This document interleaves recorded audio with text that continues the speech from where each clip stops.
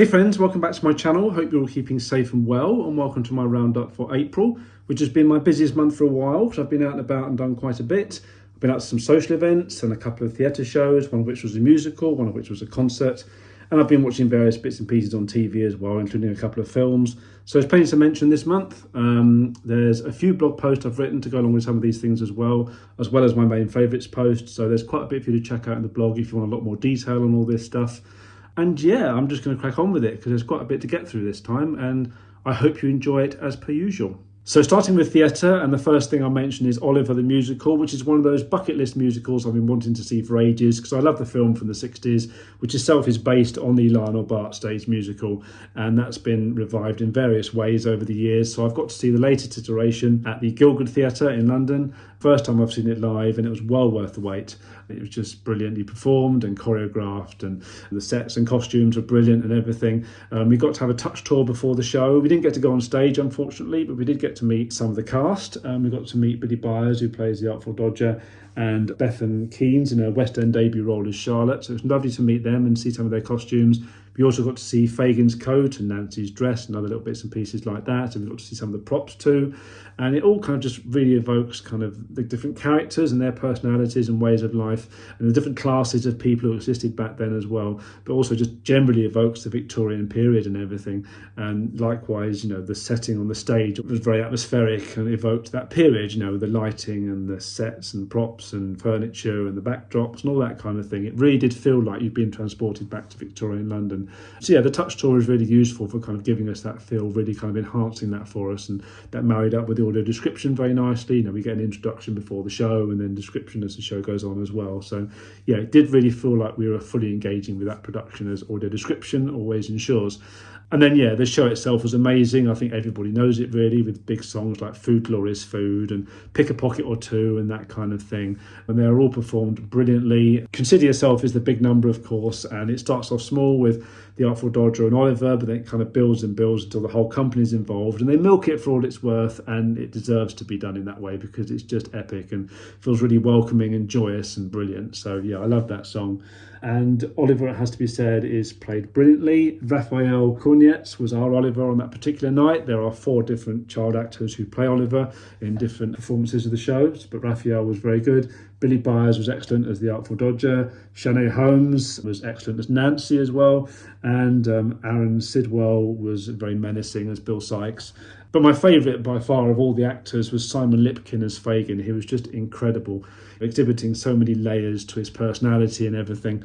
And his big solo number, Reviewing the Situation, is an absolute masterclass. He's in total despair, the character, yet there's humour in there as well. And you can hear it in his voice and you can see it in his physicality as well. And it's just so brilliant. He's so well cast in that role. Ron Moody is the one that everybody thinks of as Fagin. He will always be the master. He set the template for everyone, set a very high bar for everyone to follow. But Simon Lipkin absolutely lives up to that. And yeah, it was just brilliant. And I've downloaded the soundtrack album as well, so I've got a souvenir there. And that's recorded by the cast. 1 or 2 changes from the cast we had on the night, but overall it's the same cast, including Simon as Fagin. And yeah, I just really, really loved it. And I've written a whole blog post reviewing the shows. You can go and read that to find out more information. But it's just incredible. It's a stunning production. And then the other show I saw was a concert, and this was put on by the National Open Youth Orchestra. Now, I was given a complimentary ticket to go and see this by a very kind PR lady, but all opinions are my own, as with anything of this nature. But the National Open Youth Orchestra is the world's first disabled-led national youth ensemble, where 70% of the members identify as disabled. This was formed in 2018, and there are now 58 members in 5 regional ensembles around the country in Birmingham, Bournemouth, Bristol, London and Cardiff, and there were 16 of those musicians in this particular concert. And this concert is called Ring Out, with the tagline "No More Barriers, Just Great Music." And it was now a long selection of some different pieces, nothing by kind of famous people like you might hear at the proms or something like that, but still a very nice selection of original compositions and 1 or 2 kind of covers of other people's work as well. And yeah, there was a couple of world premieres in there even, which was a great privilege. And yeah, it was just a really nice selection with a few different styles and kind of textures and things in there, and which made it interesting. All the musicians were very talented and rightly proud of their work. There was a little film about them as well just before the show started. And it is the start of a tour as well. They're doing a few other shows in the next few weeks or so, one of which on the 10th of May is going to be live streamed as well. So you've got a chance to see that. Details of all of this are in the blog post I've written about this particular thing as well. Links are in the description as per usual. And I also got to try while I was there a digital instrument called a clarion, which is an accessible digital app that you can use on iPads and Windows devices. And this basically opens up access to music for people who might not be able to play a traditional instrument. So you've got a bank of 13 different instrument sounds, and then you're presented with different coloured blocks which can be arranged and resized and reshaped in any way you want, with each block representing a different note, and where you touch the block depends on how the note is kind of output and everything. And yeah, it just means you can arrange things as you wish. And you can play it by touch, or you can play it using a head mouse, using a head movement, or you can use eye gaze technology, so you can use your eye movements to control it. So it really does open up the world of music to so many more people, because it's such a powerful medium, such great escapism from the world, and it allows people to kind of show their talents and their personalities and communicate and feel safe and all that kind of thing in ways that they might not otherwise be able to. So it's really, really good. I had a little go on it. I didn't have a clue what I was doing, of course. It does take practice. And there was a lady called Evie Reed in among the orchestra who was playing the clarion. And she actually had a copy of her screen facing the audience. So you could actually see the colour block she was using, which changed for different songs depending on what she needed to do. So, yeah, it was nice to see a bit of accessible technology like that, and to see that young people are being able to gain access to music in that way. So, yeah, very well known to the National Open Youth Orchestra. It was a really, really lovely concert. I saw it at the Guildhall School of Music and Drama at their Milton Court Concert Hall, where they do a lot of concerts, actually. They do a lot of free concerts, as well as a few plays as well, one or two of which they do charge a fee for, but they do a lot of free concerts there, so well worth giving them a plug as well. The staff there were absolutely lovely. So yeah, thank you to the PR lady for inviting me along. It was great to be able to support such a venture, and it's lovely to be able to see young people being welcomed into the music arena in an accessible way. So yeah, I wish them all the very best for the tour and for their future endeavours. And then the next big thing to mention is a big social group I've joined. When I first moved to London, I joined a group called Thinking Bob and was with them for about a year or so, which was nice, helped me to settle into the city and things. But then I kind of went away from that and joined some visually impaired social groups and formed my own social circle and had a relationship and all that kind of thing. And then lockdown obviously put the kibosh on a lot of that. And it's taken me a while to kind of get back into kind of going to social groups again. And I kind of want to meet more people, and especially more non-disabled people. So I was aware of a group called Spice Social through Thinking Bob, which has since closed, Thinking Bob, because they'd done some joint events together. But they were kind of aimed more at the 40 to 60 age bracket, which I was too young for at the time. So now I'm kind of within that demographic, being in my early 40s now. I thought I'd give them a go, have a look at them again. And, I contacted them on social media after following them for a while, and they had no problems with the fact I was partially sighted. So, yeah, I thought I'd join up and give them a go. I took up their cheap £50 offer for the first year. And I've been having a great time. It's a lovely group of people. I've been meeting different people at every event I've been to, because it's quite a large group. They've been going like 40 years, this Spice Social lot. And they have kind of groups all over the country. It's not just London, it's everywhere. And your membership gives you access to all the different groups. So you can go to any events you want, wherever you happen to be. But yeah, I've been meeting different people at every event so far. And everyone's been really welcoming and lovely and had no problem with me. And they've helped me out if I need it. And yeah, it's just been very easy to get involved in conversations and to make friends and things like that. So it's been really encouraging so far. I've been really enjoying it. So yeah, I started off with a couple of pub socials. There was one at a place called The Champion, which is near Oxford Circus. That's where they kind of have a regular monthly social for new members and existing members, but it's particularly designed for new members to go along and find out more. The manager of Spice London, Pam Hart, warmly welcomed me there and helped me to meet some people, get chatting to people. So that was lovely. And then I also, a couple of days later, then went for a lunch social at Hamilton Hall, a Wetherspoons pub, which is by Liverpool Street Station. Met a couple more people there, which was lovely. And those two events were back in March. That's when I kind of first joined the group. I didn't mention it in my last post because I wanted to see how things were going first before I brought them up. But those two events kind of helped to ease me into things. Then next up, one of the most regular events they do are walks with a lady called Linda. So I went on one of those, which took us along Regent's Canal and into Canary Wharf. And that was really nice. That was a nice long walk. We had lunch at a Wetherspoons pub in Docklands as well, which was good.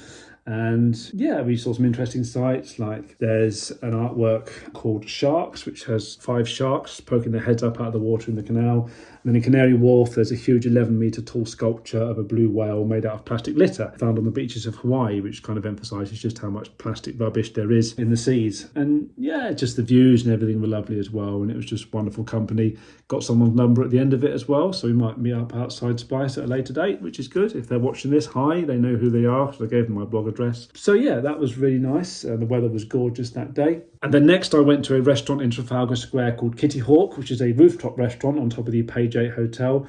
So that's got lovely views over Trafalgar Square and the surrounding area. We were dining there from their Sunday roast menu, and I basically had lamb kofta for starters with whipped feta. So that was like a few sausage-like cuts of lamb on small sticks and a cheese sauce to dip it into. That was really nice.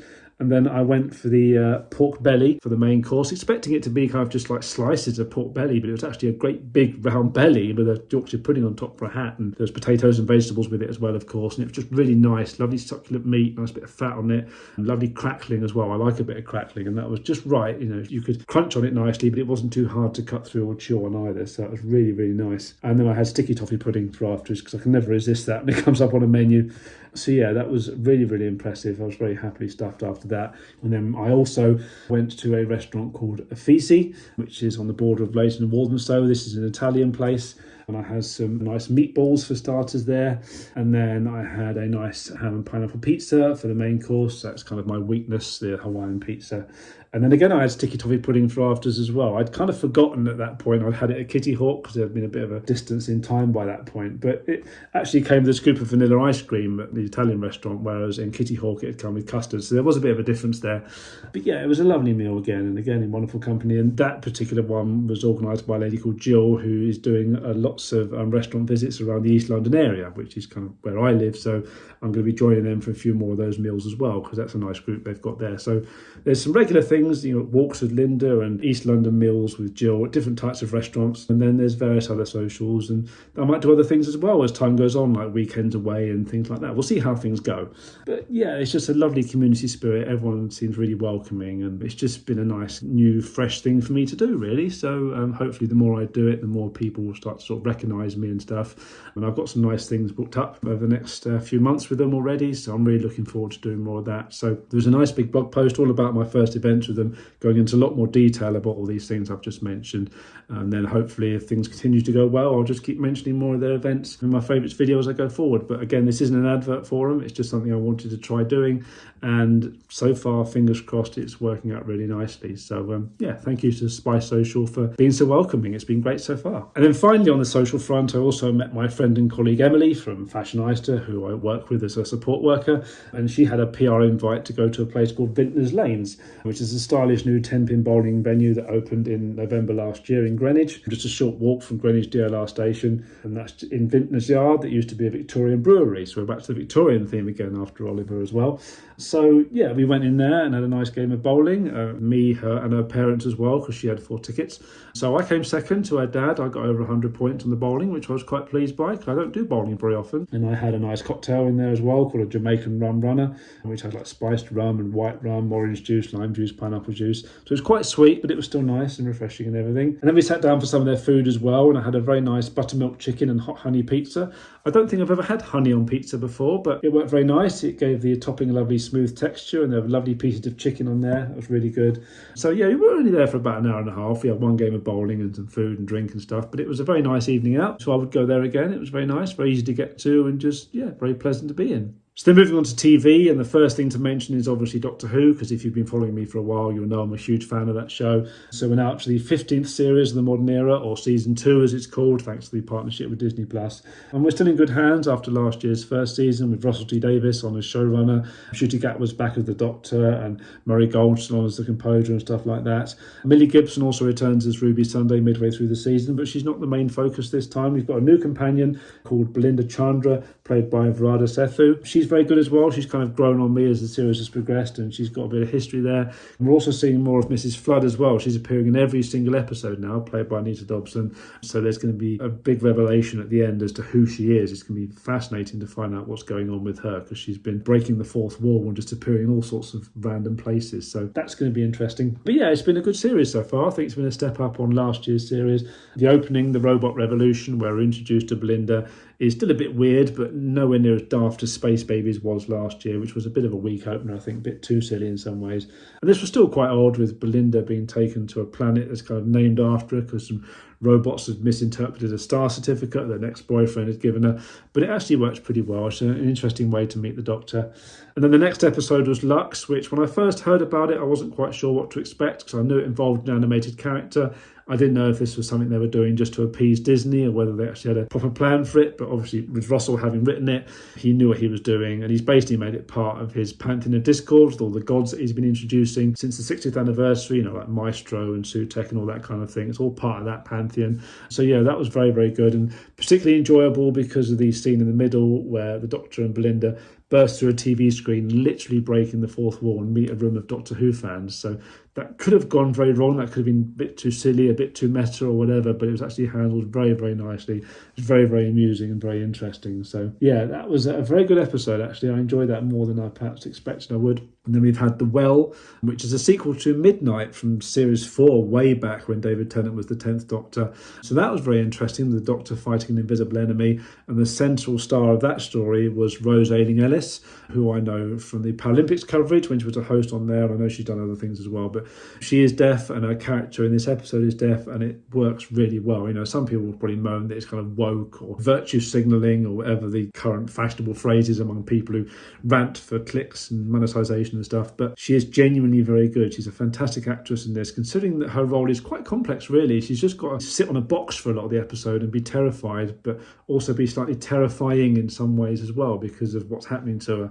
And she actually handles that balance really, really well. She's really good, so very well done to her, and well done to the team for making a shoot accessible for her as well. I mean, the Doctor is able to sign BSL for us to understand, and there was an interpreter on set to make sure that it was all accurate and everything. So yeah, that was a very interesting episode, very tense and everything, very good. And then we've also just had an episode called Lucky Day, which reintroduces Ruby Sunday, so we can kind of see how she's getting on since she's had her travels with the Doctor, and also brought back Kate Lethbridge-Stewart and Unit, which is always wonderful to see. And it's the weakest kind of episode of the series. It's a Doctor-like filler episode, basically, because it was filmed alongside the Robot Revolution. So, we didn't really see much of the Doctor in this, but it's basically about a guy called Conrad who, having met the Doctor, kind of hunts down Ruby and does an interview with her and gets into a relationship with her and everything, but then kind of turns the tables on her when it turns out he's a bit of an activist trying to expose Unit's so-called lies and everything. And yeah, it's quite interesting. It's definitely a good response to the whole thing on social media these days of conspiracies and people claiming they know what's true and what's not and all this kind of stuff. So it was definitely something topical for Doctor Who to respond to. But yeah, that was very interesting. So yeah, we're already halfway through the series because there's only 8 episodes, but I'm very interested to see what happens by the end of it. I am writing a review post as I go along, so after the series finishes at some point during June, I'll publish my review of the whole series and then update it later when the Blu-ray comes out, of course. So yeah, so far so good though. It's been a very good series. So moving on to Netflix, and I had to check out Adolescence this month because people have been banging on about it to high heaven lately, saying how amazing it is. It's even been the first streaming show to top the weekly TV ratings in the UK, which is a big deal. It's generated a lot of discussion about the dangerous influences on children in the modern age with social media and stuff like that. And it's even got the Prime Minister's attention as well, and he's been discussing it a little bit. And in all fairness, everybody is correct. Having seen it, it is incredible, that series. It's gripping, it's unsettling, it's entertaining, gives you a lot of food for thought, both about the subject matter itself and the way it was filmed too. It's all about a 13-year-old boy called Jamie who is arrested on suspicion of murder. And it's very shocking for him and his parents, as he really doesn't seem the kind of kid to do that kind of thing. But as we progress through the 4 episodes of the series, we kind of unearth a lot of different layers to his personality and some very shocking details and everything. And the kid who plays him is in his debut role, which is kind of mind-blowing to me because he's so good at it. He's called Owen Cooper. And he just really nails it so well. And the first episode he filmed was episode 3, which is about him and this psychiatrist lady and the interaction between them. For someone in his debut to put on the performance that he does in that episode alone, it's just incredible. He's absolutely amazing, that kid. But yeah, everyone else in the series is good as well, because there's just, as I said, so many layers to it, and you get to see different people's perspectives. I mean, it makes clear, for instance, that his parents aren't to blame as well, but shows what they go through. I mean, sometimes, yes, parents are probably partly responsible, but given this is about the online influences of children, and like for young men to present certain masculine traits and everything to prove themselves, there's a lot of things that parents don't see about what goes on online, and this kind of exposes that kind of thing. So each of the 4 episodes focuses on a different aspect of it all. So you've got the initial arrest, and you've got the impact on his school. They look at the psychology of it all, and then you also look at the impact on his family. So yeah, it's very interesting, all those different respects. And as I say, we find out about the different impacts that social media and dangerous influences can have on the youth. And then the other fascinating thing about this series is that each of the 4 episodes is filmed as a single shot, and genuinely a single shot. Some TV shows or films that like to kind of give the appearance of a single shot are actually sneakily editing shots together to make it look like it when they're actually filmed kind of separately.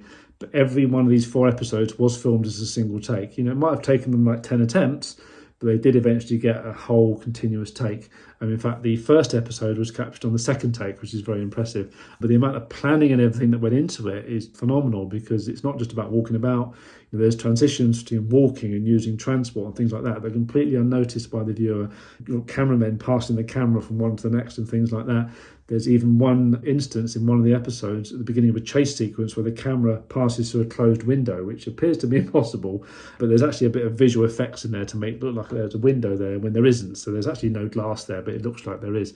So just little things like that. And you don't actually kind of think about the fact that it's a single shot after a while. You get so engrossed in the story. But when you do actually watch it and look at how it's being filmed, it's quite incredible, given everything there to think about. There's even a bit where it goes up on a drone at one point. You no idea it had been attached to it in the first place.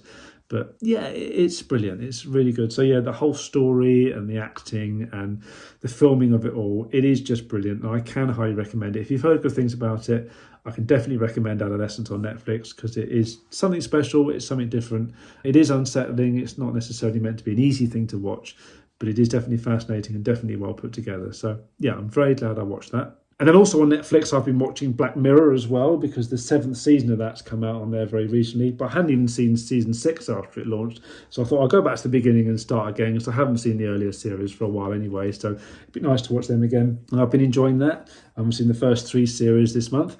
It's an anthology series by Charlie Brooker, so every episode tells a different story. Originally started on Channel 4 for the first couple of series, and then moved over to Netflix. And it's basically all these different scenarios are set in the not too distant future. And they look at advances in technology and media that are based in reality, but pushed to their extremes as to the way they can be used.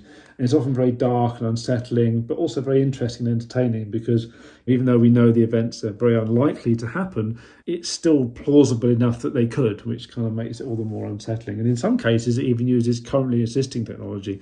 So yeah, it certainly is thought-provoking. There's lots of twists and little shocks in there as well. So it's not necessarily for the faint-hearted, that show, but I like it. I think it's very interesting. Some episodes are better than others by their nature, because everything is different. Every story is different. But it is really good. And there's some interesting guest stars in there as well, like Jodie Whittaker's in one episode, for instance. And back then, when I first watched it, she didn't register with me as anyone important, because I didn't know she was going to be Doctor Who several years later. Now there's more significance to it. And Peter Capaldi is in the 7th series, so I'm looking forward to seeing what he's like. So a couple of Doctor Who stars and other people in the series have appeared in Doctor Who in different ways as well. But yeah, I've basically written very brief synopses, reviews on my blog for each episode, not including spoilers, because it is one of those series where you really can't spoil the twists and everything. But yeah, it's been great to go through those first few series, and I'll carry on with a bit more of it in May. And then on a lighter note, I've also enjoyed the series Last One Laughing over on Amazon, which is presented by Jimmy Carr with his co-host Roshin Connerty. This is based on a Japanese format that's gone around the world, so it's our turn to have a go at it as well. And the premise is very simple. You basically get 10 comedians in a room together for several hours, and they have to try and make each other laugh while not laughing themselves. If you laugh once, you get a warning with a yellow card. If you laugh a second time, you're out, and the last one standing wins. Simple as that. So it kind of takes them out of their comfort zone a little bit, because they're obviously good at making others laugh, but to not laugh themselves when they enjoy comedy is quite challenging, and you actually see them struggle with it quite a lot.